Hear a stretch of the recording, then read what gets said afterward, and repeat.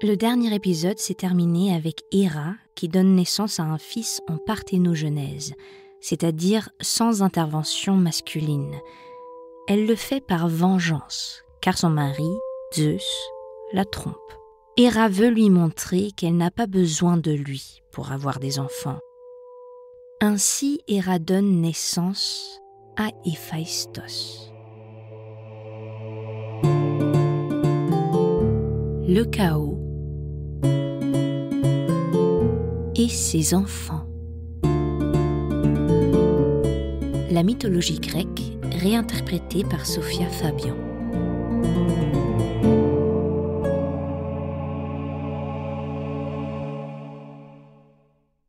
Héra regarde son bébé qui crie et ne ressent aucun instinct maternel.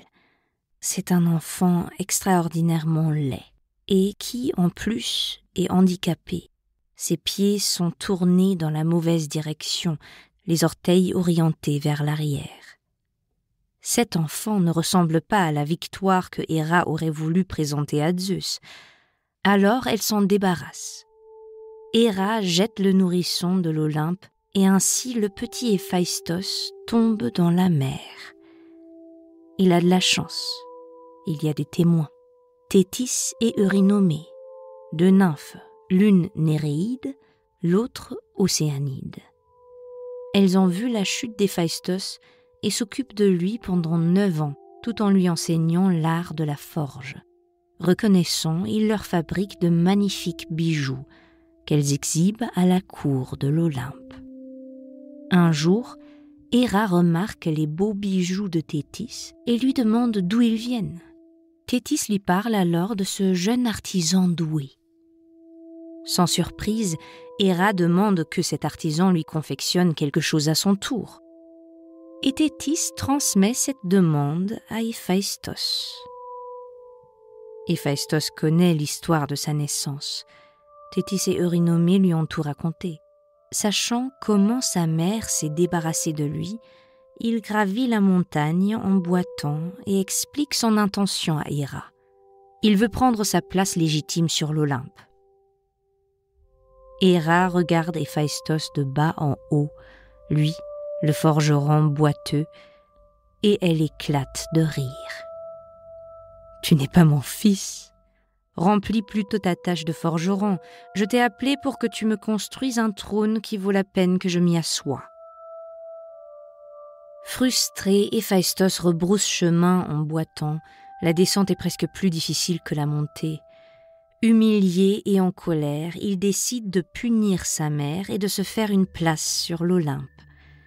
Il construit donc un trône pour Héra, entièrement en or, et il y intègre un petit mécanisme d'une grande finesse. De retour sur l'Olympe, il présente le trône doré et magnifiquement décoré à Héra. Elle est ravie et s'y assoit immédiatement. À peine ses bras ont-ils touché les accoudoirs que le mécanisme se déclenche et Héra se retrouve attachée à son luxueux trône. Lorsque les autres dieux de l'Olympe veulent venir en aide à Héra, le trône s'envole et flotte au-dessus du sol, avec la déesse ficelée et vociférante. Tous les dieux essayent de libérer Héra, mais aucun ne réussit. Héphaïstos observe la scène et sourit. Les dieux le supplient de libérer sa mère, car lui seul connaît le mécanisme. Mais Héphaïstos répond seulement « Quelle mère ? Je n'ai pas de mère. » Sur ces mots, Héphaïstos descend de l'Olympe. Les dieux olympiens ont compris. Héphaïstos veut avoir sa place dans leur rang. Sinon, il ne va pas libérer Héra. Ils réfléchissent. Arès, le fils violent de Zeus et Héra, ne peut plus attendre. Il veut sauver sa mère. Il suit Héphaïstos et le défie au combat. Mais Arès sous-estime fortement son frère. Héphaïstos n'est pas seulement le dieu de la forge, qui forge les meilleures armes, mais Héphaïstos est aussi le dieu du feu. Face aux flammes, Arès doit admettre qu'il ne peut battre Héphaïstos. et peut-être que certains dieux commencent à s'intéresser aux rusés forgerons. Je n'ai pas trouvé de source fiable expliquant comment Héra est libérée, mais, basé sur ce qu'on sait d'autres mythes, on pourrait se l'imaginer comme suit. Les dieux olympiens invitent Héphaïstos à la table divine où, et ce n'est pas un hasard, il est assis entre Dionysos et Aphrodite. D'un côté, Dionysos, le dieu du vin, essaye d'amadouer Héphaïstos en l'incitant à boire plus que de raison. De l'autre côté, Aphrodite le flatte. Même ivre, Héphaïstos reste inflexible et ne libère pas sa mère. Il veut sa place sur l'Olympe et maintenant, enivré par le vin, il en veut encore plus. Il explique donc qu'il ne libérera sa mère que s'il est admis et s'il épouse Aphrodite. Aphrodite est sur le point de répondre quelque chose et même Arès, en colère, s'apprête à réprimander Héphaïstos, mais Zeus ne les laisse pas s'exprimer. Héra, sa femme, encline à la colère et à la vengeance, ne lui pardonnerait jamais si elle restait captive plus longtemps. Ainsi, il donne à ce forgeron boiteux la belle Aphrodite et annonce qu'il accueillera Héphaïstos en tant qu'échanson de l'Olympe. Héphaïstos s'installe donc sur l'Olympe et construit une belle forge. Avec le temps, le dieu habile de ses mains gagne de plus en plus de reconnaissance parmi les Olympiens. En fait, Zeus finit par tolérer qu'il construise son propre palais sur l'Olympe. Bien sûr, celui-ci est un peu plus petit que celui de Zeus, mais c'est quand même un palais somptueux. Dans d'autres versions du mythe, le palais d'Héphaïstos se trouve dans un volcan. Un jour, Zeus se promène le long d'une rivière appelée Triton, lorsque soudain, il est pris d'une migraine atroce. Il a l'impression que sa tête va exploser et ne peut presque plus bouger tellement il a mal. Il appelle Héphaïstos à l'aide et le supplie de lui fendre la tête. Héphaïstos hésite. Fendre la tête du plus grand des dieux ? Mais Zeus insiste et Héphaïstos obéit. Il frappe de toutes ses forces avec son énorme marteau sur la tête de Zeus. La tête se fend et en surgit Athéna, équipée de pieds en cap et armée de sa lance. Elle porte même déjà son casque sur la tête. Et Zeus comprend. Il y a quelque temps, il avait avalé Métis, l'Océanide rusée qui était enceinte de son enfant. Il voulait ainsi échapper à la prophétie qui lui avait été faite selon laquelle, si Métis avait un fils, celui-ci le détrônerait. Mais si elle avait une fille, celle-ci serait simplement plus intelligente que Zeus. Zeus est soulagé et conduit fièrement sa fille intelligente et forte dans l'Olympe. Il y a à présent 2 dieux de la guerre sur l'Olympe, mais ils diffèrent beaucoup l'un de l'autre. Arès, le seul fils légitime de Héra et de Zeus, est le dieu de la guerre sanglante. Il ne recule jamais devant la bataille. Un peu bête, il se précipite tête baissée dans la mêlée et se réjouit de la violence.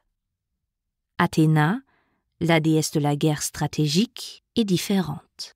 Pour elle, la guerre n'est qu'une mesure de dernier recours et elle préfère agir diplomatiquement et garder la tête froide dans les négociations. Souvent dans les mythes, Athéna figure comme protectrice des grands héros. Par exemple, Ulysse sera l'un de ses favoris. Et Athéna est également connue pour son habileté manuelle.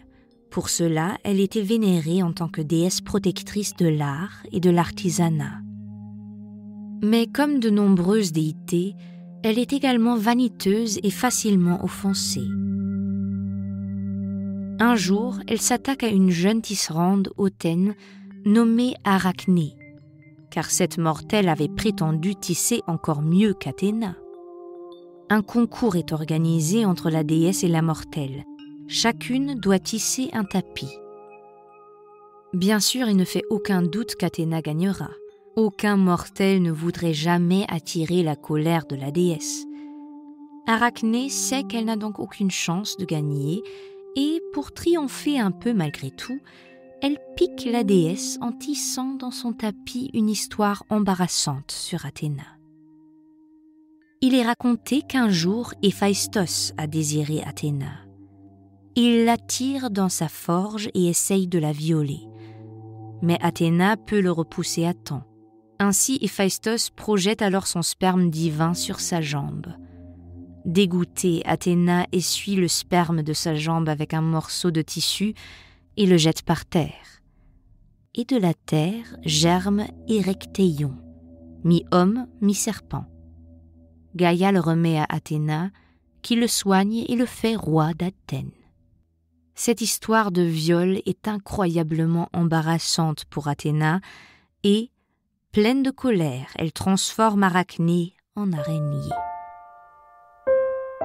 Certains d'entre vous penseront maintenant que Héphaïstos a une femme magnifique, Aphrodite.